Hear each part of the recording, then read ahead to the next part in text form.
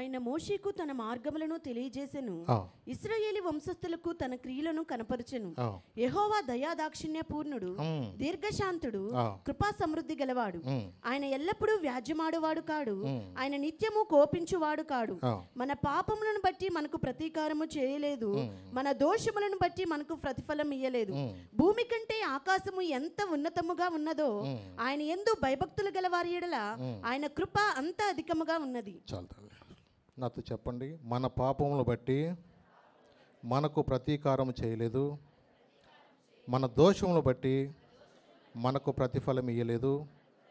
భూమి కంటే ఆకాశము ఎంత ఉన్నతముగా ఉన్నదో ఆయన యందు భయభక్తుల వారి ఎల్ల ఆయన కృప అంత అధికముగా ఉన్నది. చూడండి, ఇక్కడ మరి కీర్తనకారుడు ఏం రాస్తున్నాడంటే, మన పాపములు బట్టి మనకు ప్రతీకారము చేయలేదు, మన దోషములు బట్టి మనకు ప్రతిఫలమే లేదు. నిజమే, ఎందుకంటే ఆయన ప్రేమ, ఆయన యొక్క దీర్ఘశాంతము అది మనం వివరించలేము. అలాగే 7వ వచనంలో ఏమని చెప్తుందంటే, ఆయన మోషేకు తన మార్గములు తెలియచేసెను, ఇశ్రాయేలు వంశస్థులకు తన క్రియలను కనబరచెను. ఆయన మోషేకు తన మార్గాన్ని తెలియచేశాను అని ఉంది. అంటే మోషే ఇశ్రాయేలు ప్రజల వారికి మాత్రమే మార్గాన్ని తెలియజేశాడా? మరి ఈ రోజున మనకు దేవుడు మనకి వాక్యాన్ని తెలియచేయట్లేదా అంటే నిజమే. ఎందుకంటే ఆ దినమున ఇశ్రాయేలు ప్రజలు దేవుడు చేసిన ఆశ్చర్య కార్యాలు, అద్భుతాలు వాళ్ళు కళ్ళారా చూసి ఎన్నోసార్లు మోషే మీద తిరగబడ్డారు, ఎన్నోసార్లు సణిగేవాళ్ళు, ఎన్నోసార్లు కూడా వాళ్ళు దేవునికి వ్యతిరేకంగా కూడా పనులు చేశారు. ఎందుకంటే ధర్మశాస్త్రాన్ని దేవుడు వారికి ఎందుకు ఇచ్చాడంటే దేవుని యొక్క వాక్యానుసారంగా వాళ్ళు జీవించాలన్న ఉద్దేశంతో దేవుడు తన ప్రజలని ఇశ్రాయేలుకు ధర్మశాస్త్రాన్ని దేవుడు అనుగ్రహించాడు. నిజమే, ఎందుకంటే ఇశ్రాయేలు ప్రజలు అంటే వాళ్ళు శరీర సంబంధమైన ఇశ్రాయేలు యూదులు కాబట్టి వాళ్ళకే చెప్పాడు అనుకోబాకండి. ఈ రోజున మనకు దేవుడు ఆయన తన లేఖనాలను మనకు ఎందుకు తెలియజేస్తాడంటే మనమందరము కూడా ఆత్మ సంబంధమైన వారము. అంటే ఎందుకంటే వారికి ఏమో దేవుడుగా ఉన్నాడు, మనకి ఎలా ఉన్నాడు? తండ్రిగా ఉన్నాడు. ఎలా ఉన్నాడు?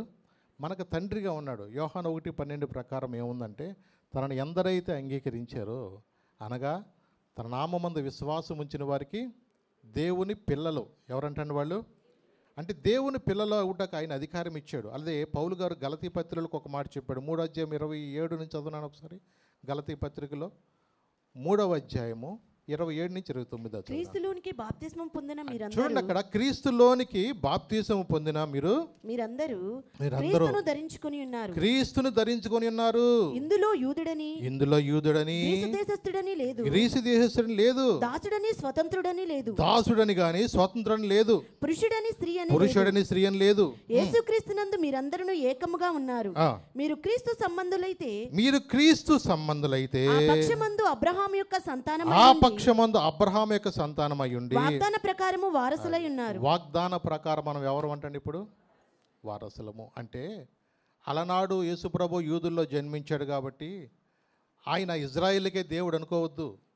ఈ రోజున విశ్వాసమును బట్టి మనం ఎప్పుడైతే క్రీస్తులోనికి మనము ఆయన అంగీకరించిన వారుగా, ఇక్కడ ఏం రాయబడిందంటే, క్రీస్తులోనికి బాప్తీసం పొందిన మీరందరూ క్రీస్తుని ధరించుకొని ఉన్నారు.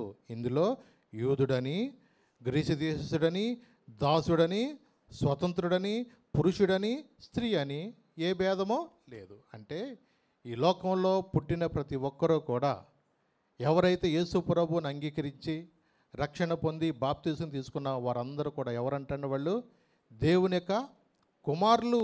అవునండి, కింద 4వ అధ్యాయము 6వ వచనం 7వ వచనం కూడా చూడండి. అక్కడ మరియు మీరు కుమారులు అయ్యున్నందున నాయనా తండ్రి అని మొర్రపెట్టు తన కుమారుని ఆత్మను దేవుడు మన హృదయంలోనికి పంపెను. కాబట్టి నీవిక దాసుడవు కావు, నీవిక దాసుడు కావు, కుమారుడవే. కుమారుడవైతే దేవుని ద్వారా వారసుడవు. దేవుని ద్వారా ఎవరు మనముడు? అంటే యోగ్యత లేని మనకు. ఎందుకంటే మన పితరులు నిజ దేవుని ఆరాధించుకోకుండా దేవునికి ఇష్టం లేని పనులు చేసిన మన పితరులు, మరి దేవుడు తన మహాకృప చేత ఆయన మనల్ని ఆయన కుమారులుగా కుమార్తెలుగా ఆయన ఈ రోజున అంగీకరిస్తున్నాడు. ఎందుకంటే చూడండి, వాక్యం అనేది దేవుడు ఈ లోకంలో అందరూ రక్షణ పొందాలని అనేక ప్రాంతాలకు దేవుని యొక్క సువార్తని పంపబడుతుంది. నిజమే కదా. ఈ రోజున ఒక వ్యక్తికి విశ్వాసం ఎలా వస్తుంది అంటే దేవుడు చేసిన కార్యాలను బట్టి. అంతేనా? దేవుడు నీ జీవితంలో నా జీవితంలో ఒక కార్యం జరిగించాడు అనుకోండి, మనలో ఏం వస్తుంది? విశ్వాసం వస్తుంది. అంటే మన ప్రార్థన చేసినప్పుడు దేవుడు చేసిన కార్యాలను బట్టి మనకు కూడా నిజ దేవుని మీద విశ్వాసం వస్తుంది. ఎందుకంటే ఒక్కొక్క శ్రమలో నుండి దేవుడు ఏం చేస్తాడంటే మనల్ని విడిపిస్తాడు. ఒక్కొక్క పరిస్థితి నుంచి దేవుడు మనల్ని విడిపించేది ఎందుకంటే రాబోయే ఉగ్రత నుండి తప్పించబడటానికి దేవుడు మనల్ని కొన్ని శ్రమల గుండా పంపిస్తాడు. నిజమే. ఎందుకంటే ఆ భయంకరమైన వేదన, ఆ నిత్య నరకం నుంచి తప్పించబడాలంటే ఈ లోకంలో దేవుడు కొన్ని అప్పులు కానీ, కొన్ని శ్రమలు కానీ, కొన్ని మన పరిస్థితులు గుండా శ్రమలనే పుటం గుండా దేవుడు తీసుకెళ్తాడు.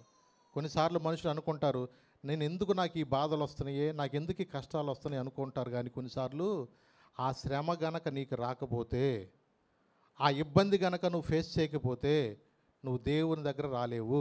ఎందుకంటే మనుషులంగా ఎప్పుడు కూడా మనకు ఎలా ఉంటుందంటే, మనకు జరిగినంత కాలం, అంటే మనకి తిండి జరిగినంత కాలం ఏ బాధ రానకపోతే దేవుడితో మనకు పని ఉండదు అనుకుంటారు.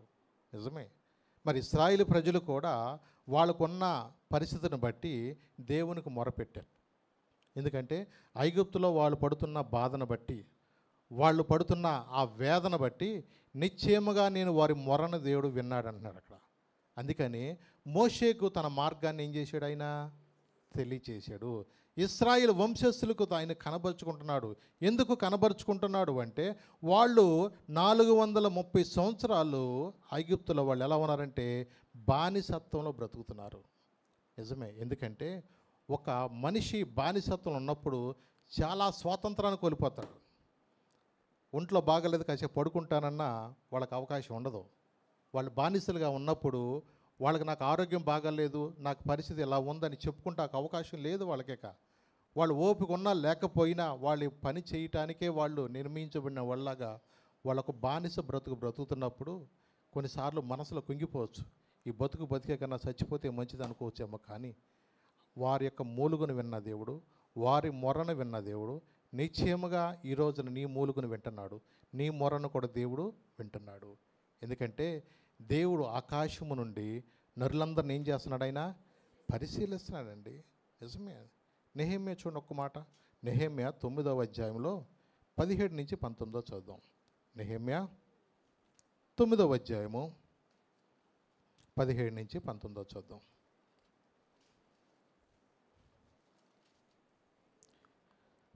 వారు విధేయులగుటకు మనసు లేని వారై తమ మధ్య చేసిన అద్భుతములను జ్ఞాపకము చేసుకొనక తమ మనసును కఠినపరుచుకొని తాముండి వచ్చిన దాస్యపు దేశమునకు తిరిగి వెళ్ళుటకు ఒక అధికారిని కోరుకొని నీ మీద తిరుగుబాటు చేసిరి. అయితే నీవు క్షమించుటకు సిద్ధమైన దేవుడువును, దయా వాత్సల్యతలు గలవాడువును, దీర్ఘశాంతమును, బహు కృపయు గలవాడునై ఉండి వారిని విసర్జింపలేదు. వారు ఒక పోత దూడను చేసుకుని ఐగుప్తులో నుండి మమ్మను రప్పించిన దేవుడు ఇదే అని చెప్పి నీకు బహు విసుగు పుట్టించినను వారు ఎడారిలో ఉండగా నీవు బహు విస్తారమైన కృప కలిగిన వాడవై వారిని విసర్జింపలేదు. మార్గం గుండా వారిని తోడుకొని పోవుటకు పగలు మేఘస్తంభమును, దారిలో వారికి వెలిగించుటకు రాత్రి అగ్నిస్తంభమును వారి పై నుండి వెళ్ళిపోక నిలిచెను. ఇక్కడ మనం గమనించినట్లయితే వాళ్ళు విధేయులగుటకు మనసు లేని వారుగా ఉన్నారంటండి. ఏ మనసు లేదంటండి వాళ్ళకి? దేవుడు ఇన్ని కార్యాలు వాళ్ళ జీవితంలో జరిగించినా వాళ్ళలో ఏం కనపడతలేదంటండి. అంటే బానిసత్వంలో బ్రతుకుతున్న వారిని విడిపించినప్పుడు కనీసం దేవుడు ఎడల కృతజ్ఞత లేని వారుగా ఉన్నారు. చూడండి, ఎందుకంటే ఇశ్రాయేలు ప్రజల గురించి మనం అనుకుంటాం కాదు, కానీ ఈ రోజున దేవుడు మన జీవితంలో కూడా ఒక శ్రమను విడిపించిన తర్వాత, ఒక బాధ నుంచి మనల్ని విడిపించిన తర్వాత మనం ఎలాగ ఉండాలంట? విధేయులై ఉండాలి. అది ఎలాగో విధేయులై అంటే దేవుని యొక్క వాక్యానుసారంగా మనం జీవించాలా. ఏం చేయాలా? వాక్యం ఎలా చెప్తుందో మనం అలా జీవించాలా. నిజమే. స్కూల్లో మాస్టర్ ఉన్నాడుకోండి, వాళ్ళు పిల్లల మాట వినాలనే కదా కొట్టేది, అంతేనా? లేకపోతే ఏమన్నా ఇంటి పక్కన గొడవ ఉందని చెప్పి పిల్లల్ని బట్టి బాధేస్తారా? మాస్టర్ ఎప్పుడు కూడా పిల్లలు మంచిగా నేర్చుకోవాలని, వాళ్ళు రానున్న దినాల్లో చక్కగా వాళ్ళు అభివృద్ధి చెందాలన్న ఉద్దేశంతో మాస్టారు పిల్లలను ఏదైనా శిక్షిస్తారు. ఎందుకంటే వాళ్ళు విధేయులుగా ఉండాలా. అంతే తప్ప ఆ స్కూల్లో బల్లలు ఎక్కి దూకుతున్నాడు అనుకున్నాడు, ఒకవేళ చెట్లు ఎక్కి దూకుతున్నాడు అనుకోండి, అలాంటి పనులు చేస్తే మాస్టర్ ఊరుకోడు. నేను స్కూల్కి వచ్చింది ఎందుకురా నువ్వు, చదువుకోవని చెప్పేసి మాస్టరు విధేయత కలిగి ఉండాలని నేర్పుతాడు. విధేయత అనేది వాళ్ళ కనపడకపోతే బెత్తం వాడాల్సి వస్తుంది. అందుకనే వాళ్ళని ఏమన్నాడు ఇక్కడ, విధేయులకు మనసు లేని వారే తమ మధ్య నీవు చేసిన అద్భుతాలు జ్ఞాపకము చేసుకొనక తమ మనస్సును కఠినపరుచుకున్నారంట. ఏం చేశారంటే, అంటే దేవుడు చేసిన కార్యాలు వాళ్ళు మర్చిపోయి వాళ్ళు ఎలా ఉందంటే కఠినపరుచుకున్నారు. కఠినపరుచుకుంటాం అంటే నా ఒక్కడికే జరుగుతుందా ఏంటి అంటే, హృదయంలో ఎలా ఉందంటే మొదట్లో ఉన్న విధేయత, మొదట్లో ఉన్న ప్రార్థన ఆత్మ అనేది లేకోకుండా హృదయం ఏమైపోతుందంటే, వెళ్దాములే, వాక్యం చదువుకోవచ్చులే, ప్రార్థన చేసుకోవచ్చులే అంటూ హృదయం ఏమైపోతుందంటే దినదినము దేవునికి విధేయులు అవ్వాల్సిన వారు అవిధేయులు అవ్వటం వలన హృదయం ఏమైపోతుంది చెప్పండి, కఠినమైపోద్ది. అంటే కొన్నిసార్లు మనుషులకు ఎలా ఉంటుందంటే వాత వేయబడిన మనసాక్షిలాగైపోతుంది. అంటే వాళ్ళకి స్పర్శ అనేది ఉండదు. దేవుని వాక్యం నాతో మాట్లాడుతుంది, నేను లోబడాలా, నేను విధేయత చూపించాలా, నేను ఆయన ఆజ్ఞలు గైకొనాలా, ఆయన కట్టడలు అనుసరించి నడుచుకోవాలని దేవుని వాక్యం మనతో మాట్లాడుతున్నప్పుడు చూద్దాములే వెళదాములే అన్న మనసే తప్ప దేవుని యొక్క రాకడ దినాలు ఉన్నాయి, అయ్యో నేను ఇంకా రక్షణ పొందలేదు, ఇంకా నేను దేవునికి లోబడాలి, ఎంతకాలం నా హృదయాన్ని ఇలా కఠినం చేసుకుంటాను, మారు మనసు పొందుకోకుండా, బాప్తీసం తీసుకోకుండా, ప్రభు బలలో పాల్గొనుకోకుండా చూద్దాములే అనుకుంటూ మనుషులు ఎలా ఉన్నారంటే హృదయాన్ని కఠినపరుచుకుంటున్నారు. ఆ దినముల్లో ఇశ్రాయేలు ప్రజలు వాళ్ళు అవిధేయులై హృదయాన్ని కఠినపరుచుకున్నట్లుగా ఈ దినములలో వాగ్దాన సంబంధులుగా ఉండి కూడా మనం హృదయాన్ని కఠినపరుచుకుంటాను కాదు అన్నాడు. ఆయన అన్నాడు, ఇంకేమన్నాడు తెలుసు అక్కడ, అయితే నీవు క్షమించుటకు సిద్ధమైన దేవుడువు, దయా వాత్సల్యతలు గలవాడును, దీర్ఘశాంతమును బహుకృపయు గలవాడినయుండి వారిని విసర్జించలేదు. వారు అంట ఒక పూత దూడను చేసుకొని ఐగుప్తులోని మమ్మల్ని రప్పించిన దేవుడు ఇదే అని చెప్పి నీకు బహుగా విసుగు పుట్టించినను.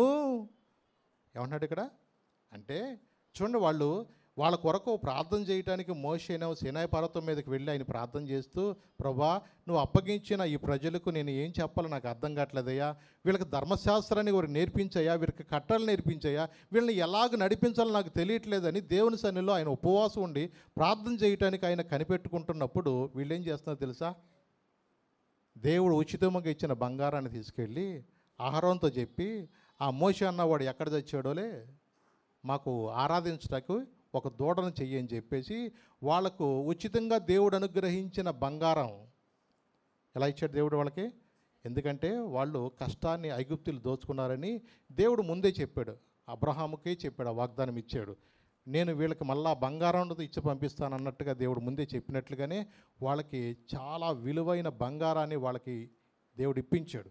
ఆ బంగారాన్ని వాళ్ళు ఏం చేశారు, వాళ్ళు చెప్పండి, దాచుకున్నారనుకున్నారా?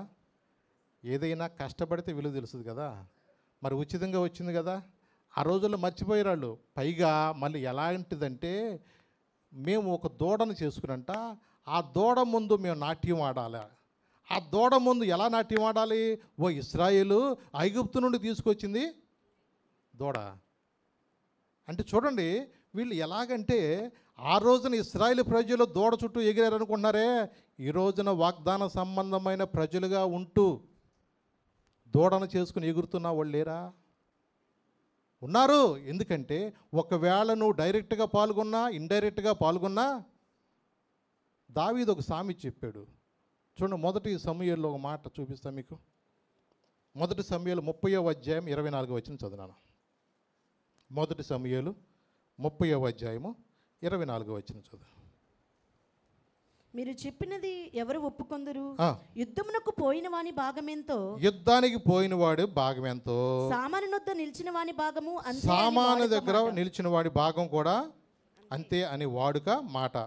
అందరూ సమముగానే పాలు పంచుకొందరు కదా. అంటే చూడండి, మన భాషలో చెప్పాలంటే దొంగతనానికి వెళ్ళినోడికి ఎంతో చేయటానికి బయట కాపలా కాసినోడికి కూడా అంతే. అట్లాగే కొన్నిసార్లు మనం కూడా మేమేమి అసలు దూడ చుట్టూ ఎగరట్లేదండి, డీజిల్ దగ్గర మేము వెళ్తలేదని అనుకోవచ్చేమో, కానీ దానికి నువ్వు చదివిచ్చేవే,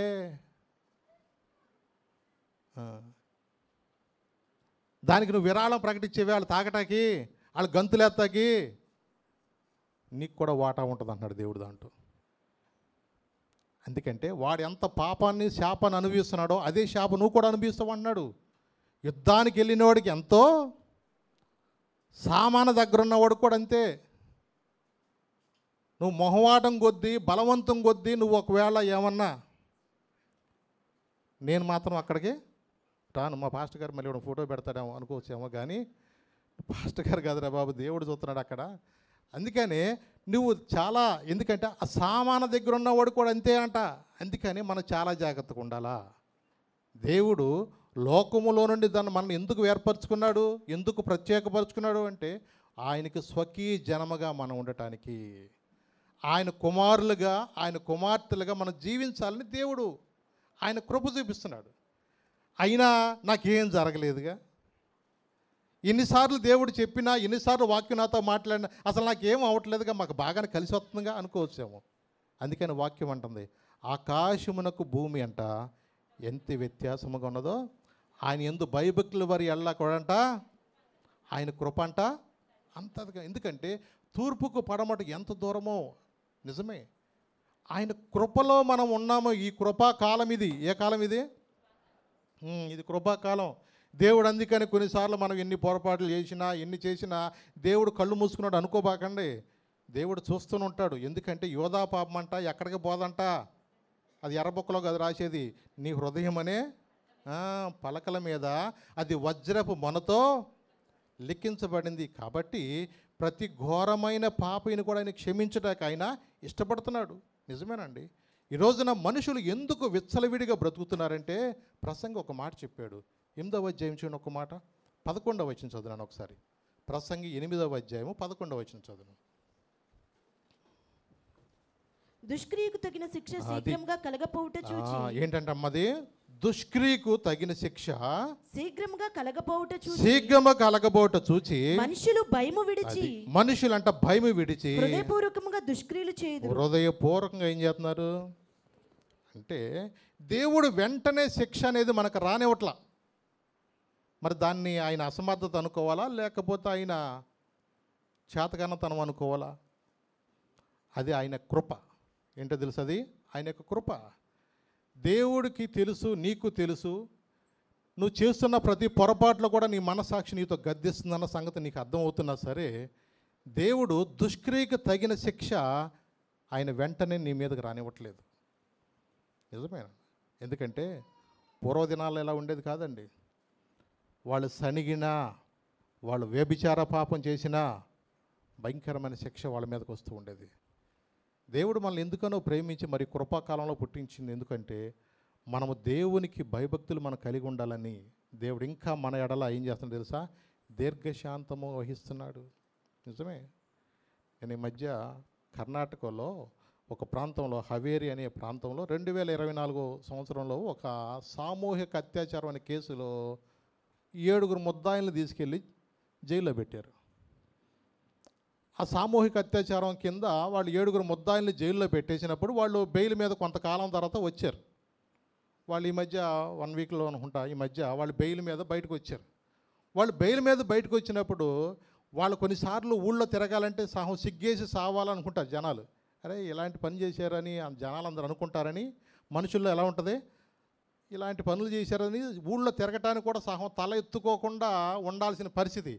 కానీ వాళ్ళు ఎలా వచ్చారంట, ఒక ఎలక్షన్లో గెలిచిన వాళ్ళు ఎలా విజయోత్సవం ర్యాలీతో వస్తారో మొత్తానికి కార్ల మీద, టాప్లెస్ కార్లలో ఊరేగిస్తూ వాళ్ళ ముందు మంచి ఊరేగింపు, టపాకాయలు, షాట్లు వేసుకుంటూ, వాళ్ళు మామూలుగా ఆడావుడు రాలా, బైకులు డ్రన్ డ్రన్ డ్రన్ ఉంటా గోల గోల చేసుకుంటా వాళ్ళు జైలు నుంచి వచ్చేటప్పుడు ఎట్టవుతున్నారు, పెద్ద ఏదో సాధించేసిన వాళ్ళలాగా.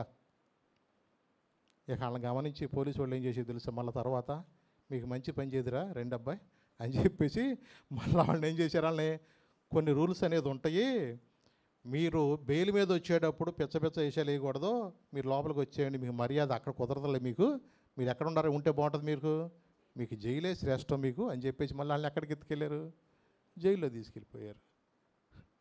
అంటే చూడండి, మనుషులు కొన్నిసార్లు వాళ్ళు బుద్ధిహీనమైన పని చేశారన్న సిగ్గు అనేది కూడా లేకోకుండా, చూడండి, చట్టం కాబట్టి తన పని తను చేసుకుంటుంది.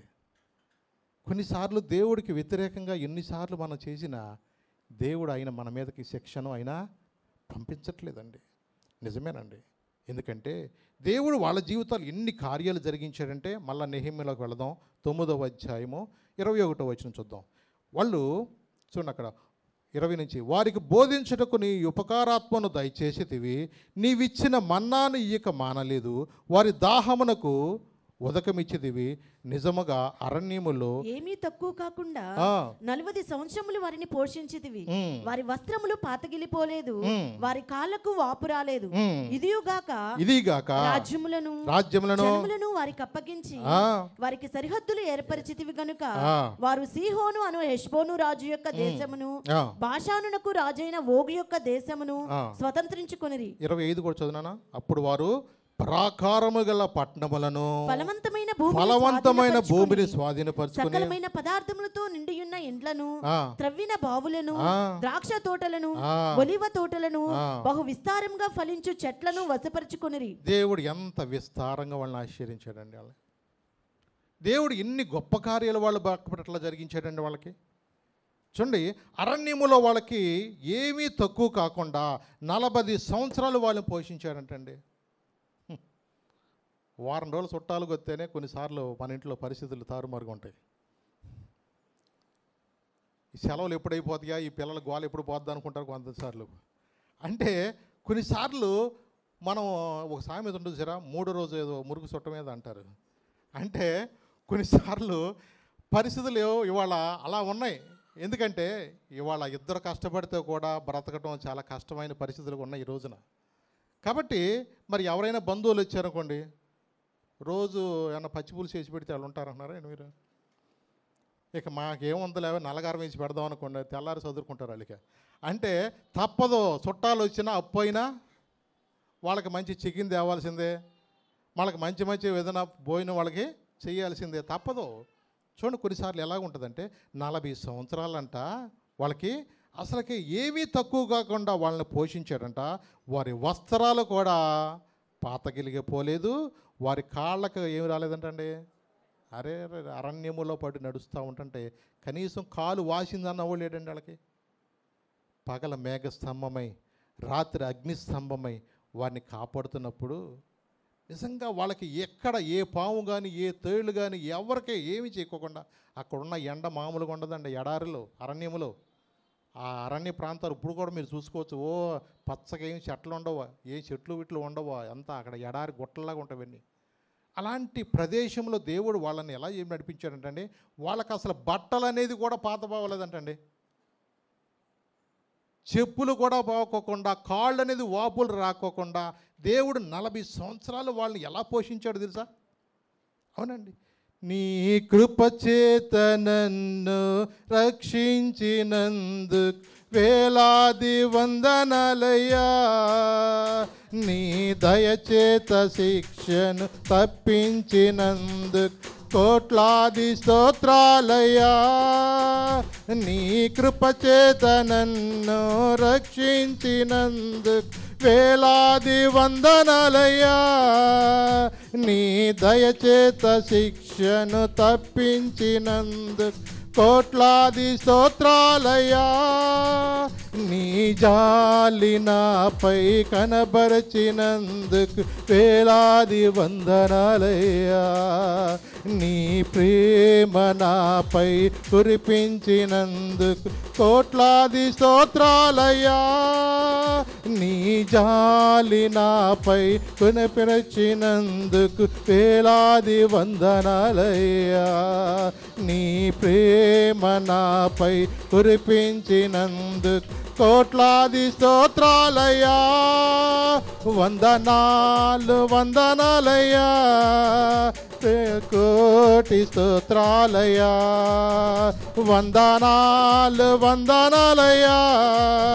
శతకోటి స్తోత్రాలయ్యా. యేసయ్యా యేసయ్యా యేసయ్యా వందనాలయ్యా, నీ ప్రేమకు వందనాలయ్యా. యేసయ్యా వందనాలయ్యా, నీ ప్రేమకు వందనాలయ్యా. నన్ను రక్షించినందుకు, పోషించినందుకు, కాపాడినందుకు వందనాలయ్యా. నన్ను రక్షించినందుకు, పోషించినందుకు, కాపాడినందుకు వందనాలయ్యా.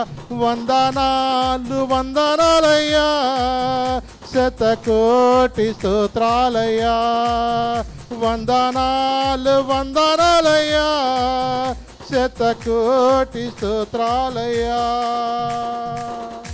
అవునండి, 40 సంవత్సరాలు వాళ్ళు రక్షించినందుకు, వాళ్ళని కాపాడినందుకు, వాళ్ళని పోషించినందుకు కృతజ్ఞత కలిగి ఉన్నారంటున్నారా? నిజమేనండి. వాళ్ళే కాదు, దేవుడు ఎన్ని అద్భుతాలు, ఎన్ని ఆశ్చర్యకాలు వాళ్ళ జీవితంలో జరిగించిన కీర్తనకాడు ఒక మాట రాశాడు. 78వ కీర్తన 22 నుంచి 24 దాకా చదివాను ఒకసారి. కీర్తన 78వ కీర్తన 22 నుంచి 24 దాకా. వారు దేవుని యందు విశ్వాసం ఉంచకపోయిరి, వారు దేవుని యందు విశ్వాసం ఉంచకపోయిరి, ఆయన దయచేసిన రక్షణ యందు నమ్మిక ఉంచలేదు. అయినను ఆయన పైనున్న ఆకాశములకు ఆజ్ఞాపించెను, అంతరిక్ష ద్వారములను తెరిచెను. ఆహారమునకై ఆయన వారి మీద మన్నాను కురిపించెను, ఆకాశ ధాన్యము వారికి అనుగ్రహించెను. చాలు తల్లి. వారు దేవుని యందు విశ్వాసం ఉంచకపోయిరి, ఆయన దయచేసిన రక్షణ యందు నమ్మిక ఉంచలేదు.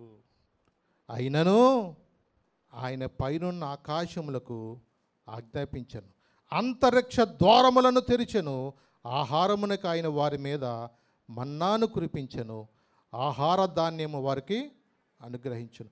దేవదూతల ఆహారము నరులు భుజించిరి, భోజన పదార్థములు ఆయన వారికి సమృద్ధిగా వారికి పంపించాను.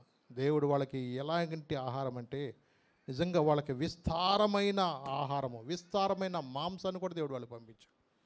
ఎన్నోసార్లు కూడా దేవుడు వాళ్ళు సణిగిన, ఎన్నిసార్లు వాళ్ళు దేవునికి వ్యతిరేకంగా చేసిన ఆయన కృప నిజంగా అది ఆకాశానికి భూమికి ఎంత వ్యత్యాసంగా ఉందో ఆయన యందు భయభక్తుల వారి వల్ల.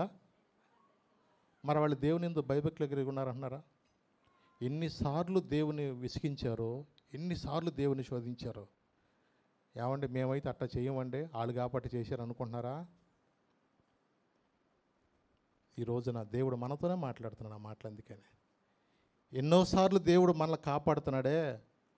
ఈ రోజున తెల్లారికి లెగలేని వాళ్ళు ఎంతమంది ఉన్నారో తెలుసా?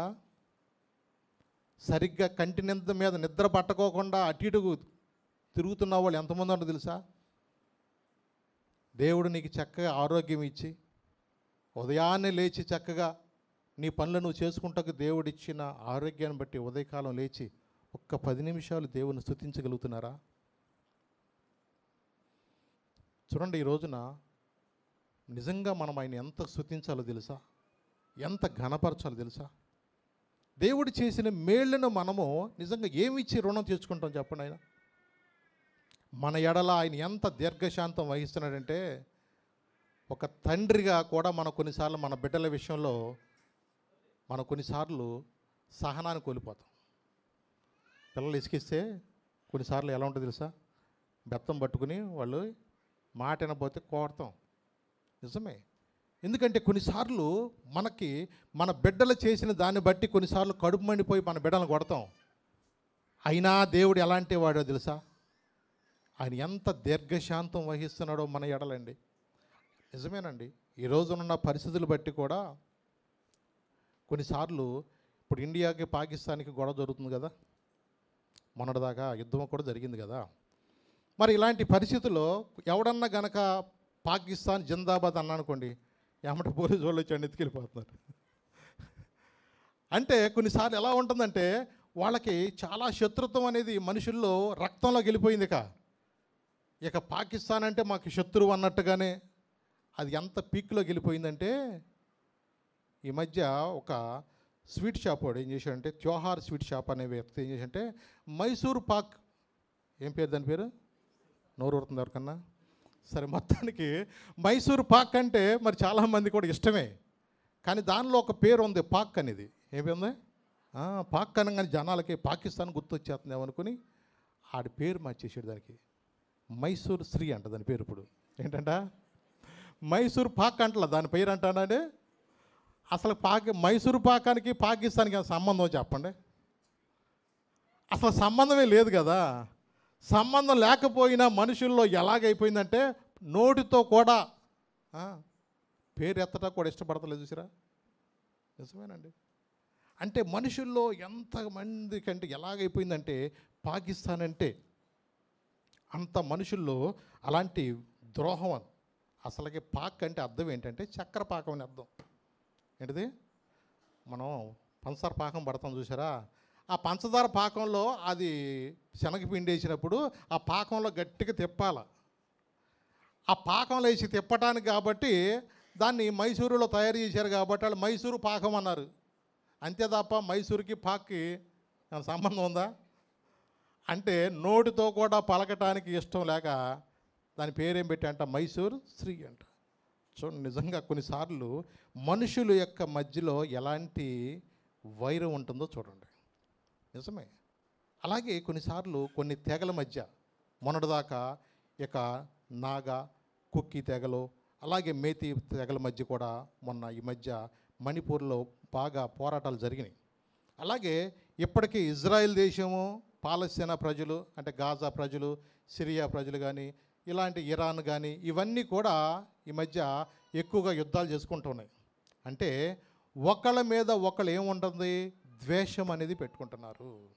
ఒక దేశం మీద ఒక దేశము ద్వేషాలు, ఒక ప్రాంతం ప్రజల మీద ఇంకొక ప్రాంత ప్రజలు ద్వేషం పెట్టుకుంటున్నారు. అంత మాత్రమే కాదండి, ఈ ద్వేషాలు ఎక్కడి దాకా వెళ్ళినాయి అంటే మన యొక్క ప్రాంతంలో జరుగుతున్న పార్టీల మధ్యలో కూడా ఏమైపోయింది? ఇప్పుడు ద్వేషం వచ్చేసింది.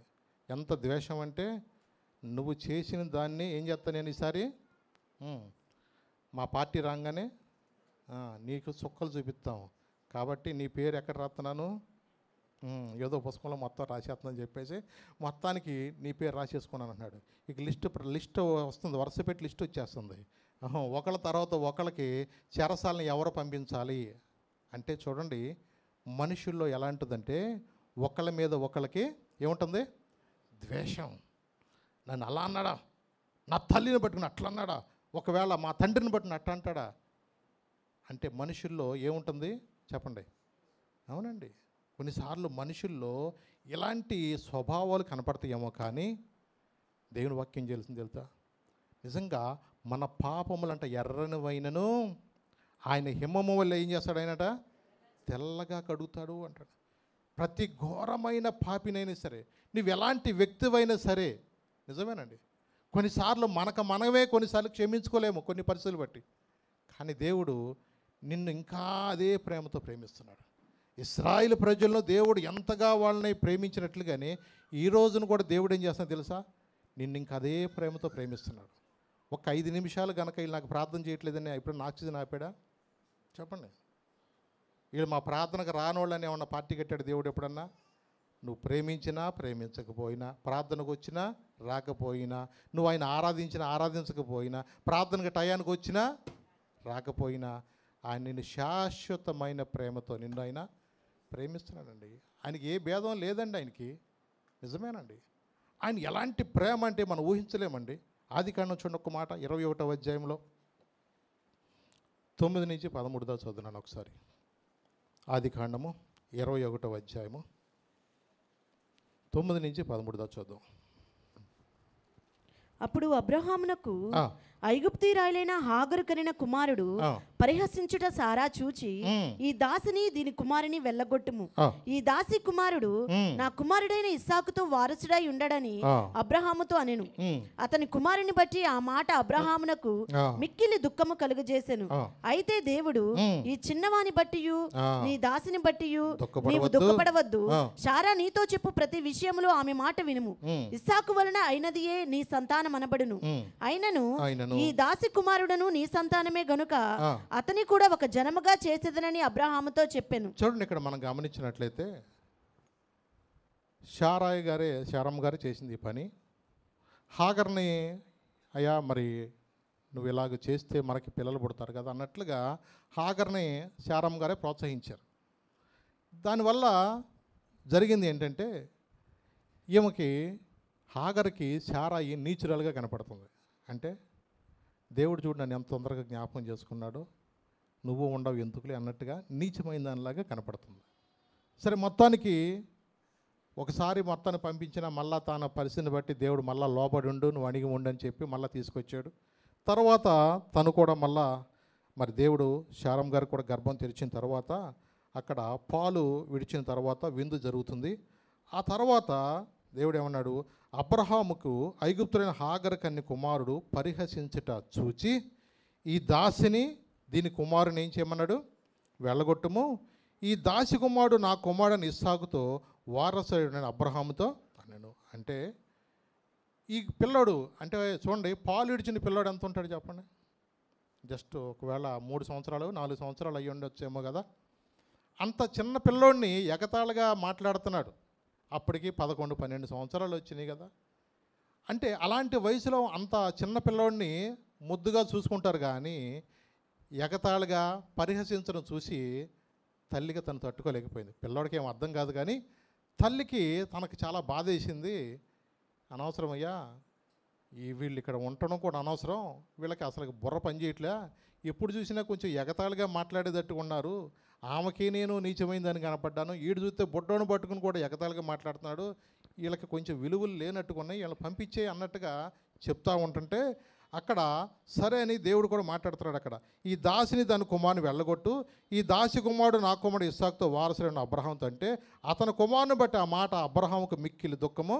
అయితే దేవుడు ఈ చిన్నవాని బట్టి ఈ దాసిని బట్టి నువ్వు దుఃఖపడవద్దు, శారా నీతో చెప్పు ప్రతి విషయంలో కూడా ఆ మాట విను, ఇస్సాకు వలనదే నీ సంతానమును అయినను ఈ దాసి కుమారుడును నీ సంతానమే గనుక అతనిని కూడా ఏం చేస్తాను, ఒక జనముగా చేస్తాను నేను అబ్రహాంతో దేవుడు చెప్పాడు.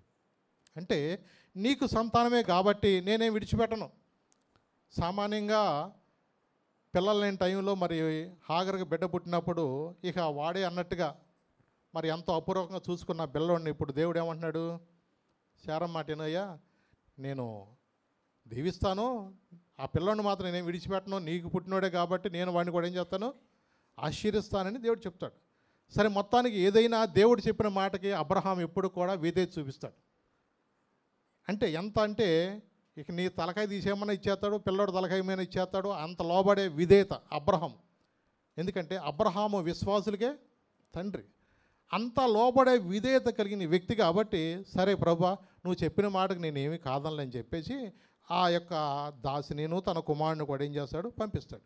వెళ్ళేటప్పుడు 14 వచనం, కాబట్టి తెల్లవారినప్పుడు అబ్రహాము లేచి ఆహారమును నీళ్ల తిత్తిని తీసుకొని ఆ పిల్లవానితో కూడా హాగర్నకు అప్పగించి ఆమె భుజం మీద పెట్టి ఆమెను పంపేశాడు. ఆమె వెళ్ళి బేర్షెబా అరణ్యంలో ఇటు అటు తిరుగుచుండెను అని ఉంది. అంటే చూడండి, వాళ్ళకి ఏమి ఇచ్చాడండి, కొంచెం ఆహారము, నీళ్ల తిత్తి అంటే చెప్పండి సామాన్యంగా ఏదో తాబేటికాయ అంత వాటర్ అంతే కదా. చూడండి, అంత కొంచెం వాటరు వాళ్ళు అరణ్య ప్రదేశంలో వెళ్ళడానికి వాళ్ళకి ఏమైనా సరిపోతాయా? చూడండి, ఈ లోకంలో తండ్రిగా ఉన్నవాడు తన బిడ్డలకి ఏమి ఇవ్వలేకపోయినా పరమ తండ్రి ఆ బిడ్డను చూస్తున్నాడు. ఎందుకంటే దేవుడు ఒకసారి మాట ఇస్తే ఆ మాట ఇప్పుడు కూడా నెరవేరుస్తాడు కదా. అట్లాగే తండ్రిగా తనకు బాధ ఎంత ఉండొచ్చు, మనసులో ఎంత ఉండొచ్చు, కానీ దేవుని మాటకి ఏం చేస్తున్నాడు, అతను విధేయత చూపిస్తున్నాడు. ఆ విధేయతను బట్టి ఆ పిల్లవాడికి కొంచెం నీళ్ళు ఇచ్చాడు, కొంచెం ఆహారం ఇచ్చి పంపించాడు. తర్వాత ఆ తిత్తులోని నీళ్ళు అయిపోయిన తర్వాత ఆమె ఒక పొద క్రింద చిన్నవాణ్ణి పడవేసి ఈ పిల్లవాడి చావు చూడలేనని అనుకుని వింటివీత దూరము వెళ్ళి అతనికి ఎదురుగా కూర్చుండెను. ఆమె ఎదురుగా కూర్చుండి ఎలుగెత్తి ఏడ్చెను. దేవుడు ఆ చిన్నవాని మొరను వినెను. అప్పుడు దేవుని దూత ఆకాశం నుండి హాగరును పిలిచి, హాగరు నీకేమి వచ్చినది, భయపడకము, ఆ చిన్నవాడున్న చోట దేవుడు వాని స్వరము విని ఉన్నాడు. చూసారా, ఆకాశము నుండి దేవుడు విన్నాడండి. ఆ చిన్న బిడ్డ స్వరం విన్నాడు. నీళ్లు లేక దాహంతో కొట్టుకులాడుతుంటే తల్లి చూడలేక దూరం నుండి ఆ పిల్లోడు గిలగిలా గిలగిలా కొట్టుకులాడుతుంటే ఆడి చావుని కళ్ళతో చూడలేనని తల్లి దూరం నుంచి పాపం అలాగ బాధపడుతూ ఉంది. కానీ దేవుడు ఏమంటాడు చూడండి, ఆ చిన్నవాని మొరను వినెను. ఆ చిన్నవాని మొర విన్నాడండి దేవుడు. ఎందుకంటే ఈ రోజున మనం అనుకోవచ్చు, కానీ నువ్వు చేసే చిన్న ప్రార్థనైనా, చిన్న వేదనతో కనిచ్చిన కన్నీటిని కూడా దేవుడు ఎప్పుడు కూడా విడిచిపెట్టే దేవుడు కాదండి. అవునండి. ఎందుకంటే దేవుడు ఎంత ప్రేమ అంటే, ఆయన చిన్న బిడ్డల ప్రార్థన వింటాడు, పెద్దవాళ్ళ ప్రార్థన వింటాడు. ఆయన సన్నిధికి వచ్చేవాడిని ఆయన ఎంత మాత్రమో నిజమేనండి. ఆ చిన్నవాణి ప్రార్థన విని దేవుడు ఎంత గొప్ప కార్యం జరిగించి అంటే 19 చూడండి, మరియు ఆమె కన్నులు తెరిచినందున ఆమె నీళ్ల ఊట చూచి వెళ్ళి ఆ తిత్తిని నీళ్లతో నింపి చిన్నవానికి త్రాగనిచ్చాను. అంటే దేవుడు ఎంత ద్వారం తెరిచాడంటే వాళ్ళకి గొప్ప నీళ్ల ఓటనే తెరిచేసాడండి. అక్కడ వాళ్ళ కోసం నీళ్లు లేవని పిల్లోడు ఎప్పుడైతే ఏడుస్తున్నాడో దేవుడు వాళ్ళకి ఏం చేశాడా, ఆ భూమిలో నుంచి నీళ్ల ఓట వచ్చేటట్టుగా దేవుడు చేశాడు. దేవుడు ఎంత గొప్ప కార్యం. ఊహించలేదయ్యా ఈ మేలులన్నీయు, తలంచలేదయ్యా ఈ గొప్ప కార్యములు. ఊహించలేదయ్యా నీ మేలులన్నీయు, తలంచలేదయ్యా ఈ గొప్ప కార్యములు.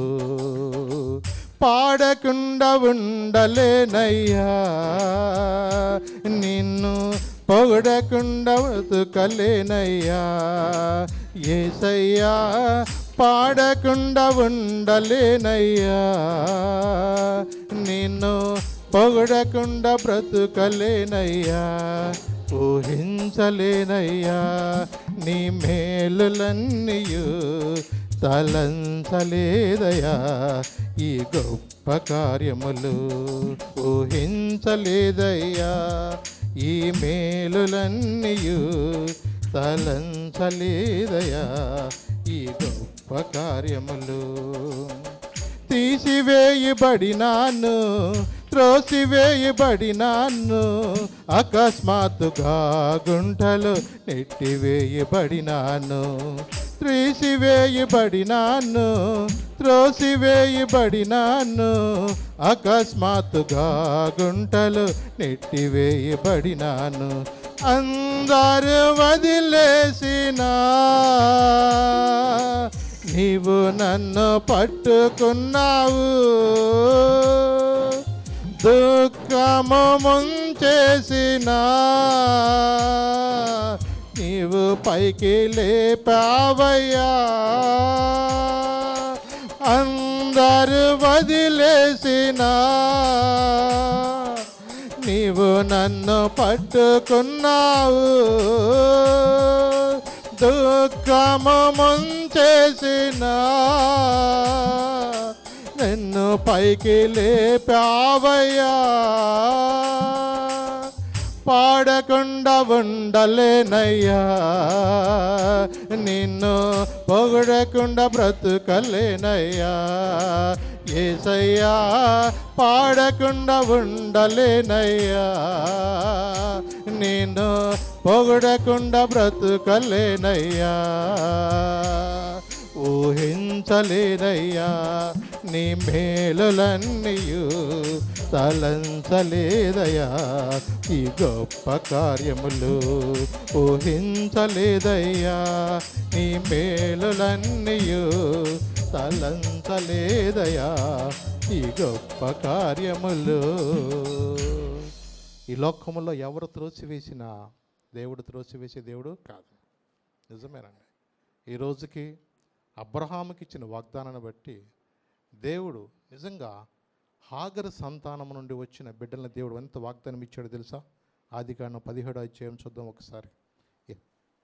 20వ వచనం చూద్దాం. ఆదికాండము 17వ అధ్యాయము 20వ వచనం. ఇష్మాయేలును గూర్చి నీవు చేసిన మనవి నేను వింటిని.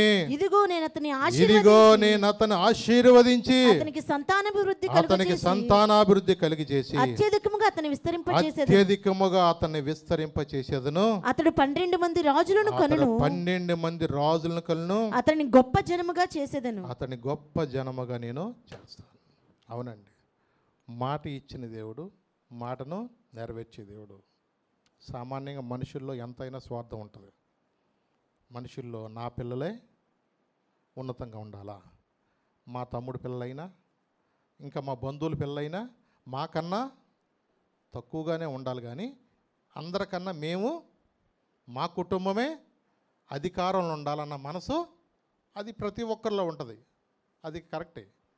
చూడండి, దేవుని యొక్క మనసు ఏంటంటే, దేవుడు ఒక్కసారి మాట ఇచ్చాడంటే ఎన్నిసార్లు దేవునికి వ్యతిరేకంగా చేసినా ఆయన కృప అంట ఆకాశానికి భూమికి ఎంత వ్యత్యాసం ఉంటుందో కొలగలుగుతారు ఎప్పుడన్నా? ఆకాశానికి భూమి వ్యత్యాసం కొలగలుగుతారా? కానీ ఆయన కృప అంట అంత వ్యత్యాసం ఉందంట. ఈ రోజున ఈ కృపాకాలంలో మనం డొలికి వెళ్ళిపోతున్నాం. ఏం చేస్తున్నాం? కృపాకాలంలో వెళ్ళిపోతున్నాం. ప్రార్థించకపోయినా, ఆయన ఆరాధించకపోయినా, ఆయన సన్నిధిలో నువ్వు భయభక్తులు కలిగి ఉన్నా లేకపోయినా, కొన్నిసార్లు ఆయనకి ఇష్టం లేని పనులు చేస్తున్నా మనకు అర్థమైపోతూ ఉంటుంది. దేవునికి ఇష్టం లేని పనులు నేను చేస్తున్నాను. మనస్సాక్షి ఓ పక్కన గద్దించినా వాత వేయబడిన మనస్సాక్షి అయిపోతుంది కొన్నిసార్లు. అలా లేదా, ఇలా లేదులా, ఏం వద్దులే అనుకుంటూ ఉంటాము. ఒక్కసారి గనక ఏదైనా నష్టం జరిగితే ఆ నష్టం తీర్చుకుంటాం చాలా కష్టం అవుతుంది. అవునండి. ఈ రోజున కొన్నిసార్లు హాస్పిటల్కి వెళ్ళిన వాళ్ళ పరిస్థితి చూస్తూ ఉంటుంటే ఏమి తాకట్టు పెట్టాలో కూడా అర్థం కావట్లా. మొట్టమొదట తాడు వెళ్ళిపోద్ది కదా, అవసరమైతే తర్వాత మనం ఉన్న ఇల్లు కాగితాలు పెట్టుకుంటాం. ఇక పొలం ఉంటే అదృష్టం, పొలం లేకపోతే ఏం చేయలేము. ఇంకా నెక్స్ట్ నోటు రాయించుకోవాలా. ఏం చేస్తారు? నోటు ₹2 అంటే ₹2, లేదు మన అవసరాన్ని బట్టి ₹5 అంటే ₹5. అంటే చూడండి, ఈ రోజున ఉన్న పరిస్థితిని బట్టి ఒక వ్యక్తి ఒక్కసారి హాస్పిటల్కి వెళ్తే వాళ్ళ ఆస్తులన్నీ కూడా సంపాదించినన్నీ కూడా ఈ రోజున మొత్తం వెళ్ళిపోతున్నాయి. అవునండి. నా దాకా రాలేదు కదని ఎవరు అనుకోవద్దు. ఆయన కృపలో మనం ఉన్నాము. హల్లెలూయా. ఆయన కృపలో మనం ఉన్నాము. ఇప్పుడు దేవుడిచ్చిన అవకాశాన్ని బట్టి నిజమేనండి, ఎన్నో కుటుంబాలు ఈ రోజున ఒక్కసారి ఎప్పుడన్నా హాస్పిటల్కి వెళ్ళి చూస్తే మనకు వాళ్ళ పరిస్థితులు అర్థమవుతూ ఉంటాయి. వాళ్ళు ఎంత వేదనతో ఉంటున్నారో, దేవుడు నిజంగా మనల్ని ఎంతగా మనల్ని కాపాడుతున్నాడో, ఆయన కృపలో మనం ఎంతగా దేవుడు మనల్ని పోషిస్తున్నాడో కొన్నిసార్లు మనకు అర్థం కావట్లేదు. ఇవాళ ఆదివారంగా మమ్మీ చికెన్ తెచ్చుకుందామా అంటారు పిల్లలు. నిజమే. వాడికి యాసకాలం పనులు ఉండరురా, చేతిలో డబ్బులు లేవురా అని అంటే పిల్లకి అని అర్థమవుతుందా? లేదు, ఇవాళ సండే మమ్మీ, సండేకైతే మొక్క పడాల్సిందే కామన్. అలాగూ కొన్నిసార్లు మన పిల్లలకి ఏమవుతుందంటే వాళ్ళకి తెలియదు అమ్మా నాన్న ఎంత కష్టపడుతున్నారో, వాళ్ళ చేతిలో డబ్బులు ఉన్నాయో లేదో కూడా పిల్లలకి ఈ రోజున తెలీదు. అయినా బిడ్డల సంతోషం కోసం మనం ప్రేమించి వాళ్ళకి ఏదో ఒక మంచి ఆహారమే తల్లిదండ్రులుగా సిద్ధపరుస్తున్నాం. వాక్యం ఏం చెప్తుంది తెలుసా? మీరు చెడ్డవారయ్యుండి మీ బిడ్డలకు మంచి ఇవులు ఇస్తున్నారు కదా, మీ పరలోకపు తండ్రి నీకు ఏమిస్తాడు? చేపను అడిగితే చేప ఇస్తాడయా, నీవు గుడ్డును అడిగితే గుడ్డు ఇస్తాడయా. అవునండి. 40 సంవత్సరాలు వాళ్ళకి ఆహారాన్ని దేవుడు వాళ్ళకి అందించాడండి. ఎన్ని సంవత్సరాలు అంటండి?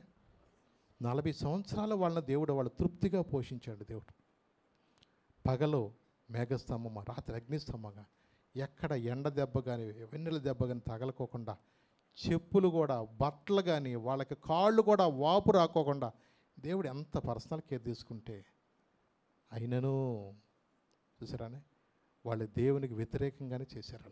దేవునికి వ్యతిరేకంగా సనిగారండి. ఆ దినమంది ఇశ్రాయేలు ప్రజలు అలా చేశారు అనుకోవద్దు. కానీ ఈ రోజున దేవుడు ఎన్నిసార్లు దేవుడు మన జీవితంలో ఎన్ని కార్యాలు జరిగిస్తున్నాడు. నిజమేనండి. దేవుడు ఎంతటి ఆశీర్వాదం మనకు అనుగ్రహించాడు తెలుసా? మళ్ళీ రండి 103వ కీర్తనలోకి వెళదాం. ఒకసారి 103వ కీర్తనలోకి వెళదాం. 13వ వచనం కూడా చదువుకుందాం.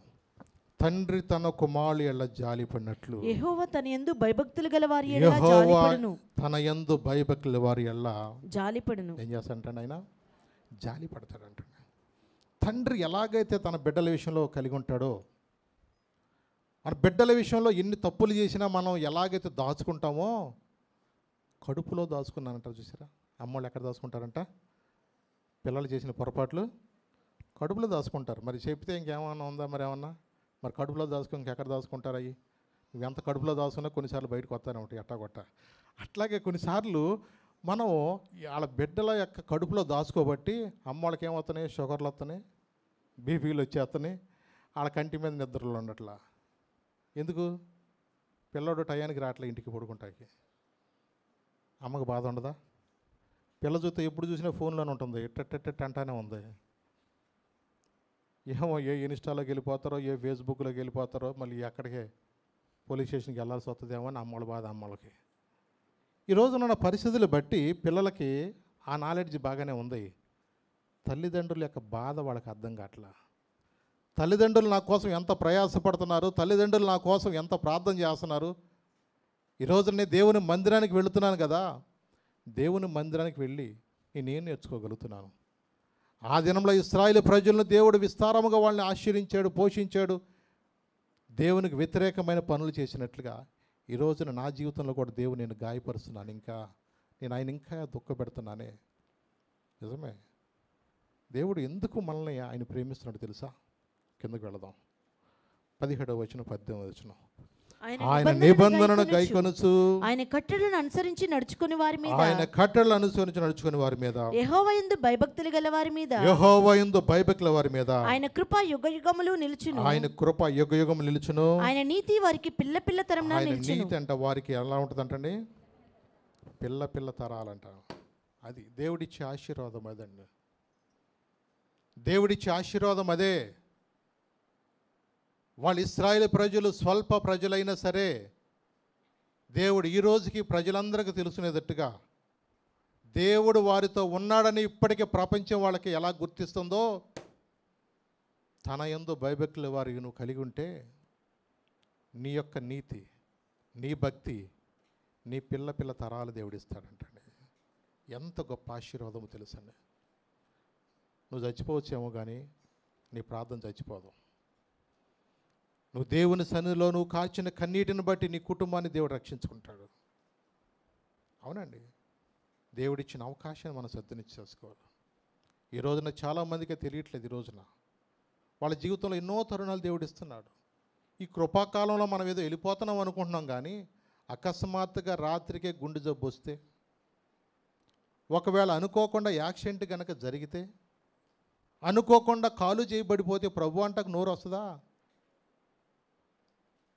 ఈ రోజున ప్రజలందరూ కూడా ఎలాంటి అనుకుంటున్నారంటే, నా జీవితంలో ఇంకా సాగిపోతుంది కదా, నాకేమీ అవ్వలేదు కదా, ఎన్నిసార్లు చెప్పినా అవన్నీ అలా మామూలేలే, ఇది కామన్లే అనుకుంటున్నారు. కానీ ఆ దినమందు, ఆ ఉగ్రత దినమందు మనము కొన్నిసార్లు తల ఎత్తుకోలేని పరిస్థితి వస్తుంది. అవునండి.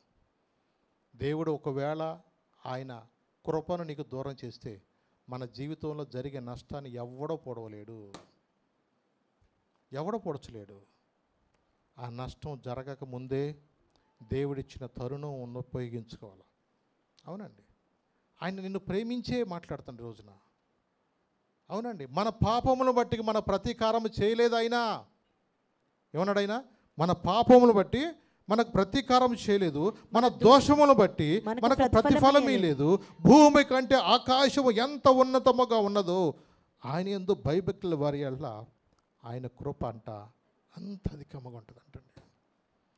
ఆ కృపలో మనము ముందుకు వెళుతున్నాము. మనం దేవుని యందు భయభక్తులు కలిగి ఉంటూ నేర్చుకోవాలా. దేవుని మనస్ఫూర్తిగా ప్రేమించి నేర్చుకోవాలా. హృదయమంతటితో ఆయన ఆరాధించి నేర్చుకోవాలా. అలవాటు భక్తి వద్దు, మనకి ఆచార భక్తి వద్దు. హృదయమంతటితో ప్రేమిద్దాం. ఎందుకంటే దేవుడిచ్చిన అవకాశాన్ని మనం సద్వినియోగం చేసుకోవాలి. ఆయన కృపను నువ్వు నిర్లక్ష్యం చేస్తే దాని నష్టాన్ని ఎవడో పొరచలేడు. ఎందుకంటే మీ విరోధి అయిన అపవాది ఎవరిని మింగుదురని వాడు గర్జన సింహలు తిరుగుతున్నాడు. అందుకని ఎక్కడ చూసిన మరణాలు, ఎక్కడ చూసిన యాక్సిడెంట్లు, ఎక్కడ చూసిన భయంకరమైన సంఘటనలు వింటున్నప్పుడు అది మనకు ఒక హెచ్చరిక. జాగ్రత్తగానే ఉండాలా, రక్షణ పొందాలా. ఆయన కృప నేను నిర్లక్ష్యం చేసుకోవద్దు, ఆయన ప్రేమ నేను ఇంకా నిర్లక్ష్యం చేసుకోవద్దు. నేను ఆయనకు లోబడతాను, ఆయన పాదాల దగ్గర నేను వస్తాను. ప్రభా నన్ను రక్షించు, ప్రభా నీ కుమారుడుగా నన్ను అంగీకరించాయా, యుగ యుగాలు నీతో ఉండి ఆ కృప నాకు ఉండాలి ప్రభా. నా బిడ్డలు ఒక ఆశీర్వాదకరంగా నేను ఉండాలని ఆశిస్తే దేవుడు తప్పకుండా నిన్ను ఆశీర్వదిస్తాడు. ఆయన ప్రేమ, ఆయన కృప అది మనం వివరించలేమండి. అందుకని ఆయన పడమటికి తూర్పు ఎంత దూరమో మన అతిక్రమంలో కూడా ఏం చేస్తాడంటే మనకు అంత దూరం. నిజమేనండి, ఎంత ప్రేమ తెలుసు ఆయన. నీవు పాపంలో ఒప్పుకున్నట్లు దేవుని సన్నిధిలోకి వచ్చి నువ్వు ఎప్పుడైతే క్షమాపణ అడిగి ప్రభా నా చేయి పట్టుకుని నడిపించయ్యా, ఇంకా నేను లోకం అనే మురికిలో మళ్ళీ వెళ్ళనే వద్దయ్యా, ఈ బలహీనతను నిలబడి చేస్తున్నా, నా స్నేహితులు ఫోన్ చేసి రమ్మన్నా నేను ఇంక వెళ్ళకోకుండా నువ్వు నా చేయి పట్టుకుని నడిపించు ప్రభా. ఎన్నోసార్లు నేను వింటున్నాను కానీ ప్రభా, కొన్నిసార్లు ప్రభా ఏం అవదులు అనుకుంటున్నాను కానీ ఆ ఉగ్రత దినమందు ఒకవేళ ఆ శిక్ష నా మీదకి వస్తే నేను నా కుటుంబం తట్టుకోగలదా ప్రభా? నిజంగా మనము భయభక్తులు కలిగి ఆయన పాదాల దగ్గరికి వస్తే ఆయన క్షమించే దేవుడు, కృప చూపించే దేవుడు. అందుకని లోబడన వల్ల ప్రజల కొరకంట ఆయన దినమెల్లా చేతులు చాపుతున్నాడంట. ఈ కృపాకాలంలో మనం ఉన్నాము, దేవుడు మనల్ని ప్రేమిస్తున్నాడు. ఆ ప్రేమను మనం నిర్లక్ష్యం చేయొద్దు. లేచి నిలబడదాం, చిన్న ప్రార్థన చేసుకుందాం. ప్రభుతో చెప్దాం, ప్రభా నువ్వు నిజంగా నన్ను ఎంతగా ప్రేమిస్తున్నావు ప్రభా, నిజంగా నా ఎడల నువ్వు ఎంత ప్రభా నాకు ప్రణాళిక కలిగి ఉన్నావు ప్రభా. నిజమే ప్రభా, ఆయన నిబంధన గైకొనుచు ఆయన కట్టెలను అనుసరించి నడుచుకుని వారి మీద, యెహోవా భయభక్తుల వాళ్ళ వారి మీద ప్రభా ఆయన కృప యుగ యుగములు నిలుస్తుంటాయా. ఆయన నీతి వారికి పిల్ల తరాలు ఉంటుందంట ప్రభా. ఇలాంటి గొప్ప ఆశీర్వాదాలు మా కొరకు దాచి ఉంచావు ప్రభా. ఎలాంటి గొప్ప ప్రభా నాయన కృపలో మా ఎడలు ఉంచావు ప్రభా. నిజమే ప్రభా, మా పాపములు బట్టి మాకు ప్రతీకారము చేయలేదు కానీ ప్రభా, అయా మా దోషములు బట్టి మాకు ప్రతిఫలం లేదు కానీ ప్రభా, భూమి కంటే ఆకాశం ఎంత ఉన్నతమగున్నదో ఆయన యందు భయభక్తుల వాళ్ళ కృప అంత అధికమగున్నదో చెప్తున్నావు ప్రభా. నీ ప్రేమకు వందనాలు ప్రభా, నాయన నీ సన్నిధికి వందనాలు ప్రభా. అయా ఈ మధ్యాహ్నం సమయంలో మీరు మాతో మాట్లాడిన విధానం బట్టి వందనాలు ప్రభా. ఎవరో కూడా ప్రభా నిర్లక్ష్యంగా ఉండనే వద్దు ప్రభా. ఆ దినమంది ఇశ్రాయేలు ప్రజలను ఎలాగో పోషించేవు ప్రభా, వారికి నాయన మన్నాను ఇచ్చిన ప్రభా. 40 సంవత్సరాలు ఏమీ తక్కువ కాకుండా వాళ్ళని పోషించేవంట ప్రభా తండ్రి. నిజంగా ఏమి ప్రేమ ప్రభా నాయన, ఏమి ప్రేమ ప్రభా తండ్రి నాయన. నిజమే ప్రభా తండ్రి, ఊహించలేని ప్రేమ ప్రభా తండ్రి. అయా నాయన మా ఎడల కూడా నువ్వు నాయన ఇంకనూ నీ కృపను మాకు అనుగ్రహిస్తున్నందుకు వందనాలు. ప్రతి దినము కూడా మమ్మల్ని పోషిస్తున్నందుకు వందనాలు ప్రభా. ప్రతి దినము కూడా మమ్మల్ని కాపాడుచున్నందుకు వందనాలు తండ్రి. ప్రభా ఎక్కడ ఏ వ్యాధి రాకోకుండా ప్రభా, ఎక్కడ ప్రభా నష్టం జరగకోకుండా నీ కృపలో మమ్మల్ని నువ్వు ఇస్తున్న కాపుదలు బట్టి వందనాలు తండ్రి ప్రభా. ఎక్కడ నిర్లక్ష్యంగా ఉండేవద్దయ్యా, ఎక్కడ మేము ఇంకనూ ప్రభా నీ సన్నిధిని త్రోసివేసే వరకు ఉండేవద్దయ్యా. ఆ దినమంది ఇశ్రాయేలు ప్రజలు ఎలాగైతే ప్రభా అయా నాయన అయా దూడను చేసుకుని వాళ్ళు ఓ ఇశ్రాయేలు ఐగుప్తు నుంచి నప్పించింది నీవే అని ప్రభా, నీకు వ్యతిరేకంగా వాళ్ళు ఉన్నట్టుగా ఇంకా ఎక్కడ ఉండనివద్దు ప్రభా. హృదయవంతుడితో నేను ఆరాధించేవారుగా, హృదయవంతుడు నేను స్తుతించి గణపరిచేవారికి సహాయం చేయండి. ఎవరైతే ప్రభా బలహీనతలు ఉన్నారో వారికి జ్ఞాపం చేసుకుని ప్రభా, అనారోగ్యంగా ఉన్న బిడ్డలను కూడా మీరు ముట్టి స్వస్థపరచండి ప్రభా. నీ కృపలో మమ్మల్ని జ్ఞాపం చేసుకుని మా ప్రార్థన ఆలకించండి. యేసు నామమున నడుచున్నాను తండ్రి. ఆమేన్.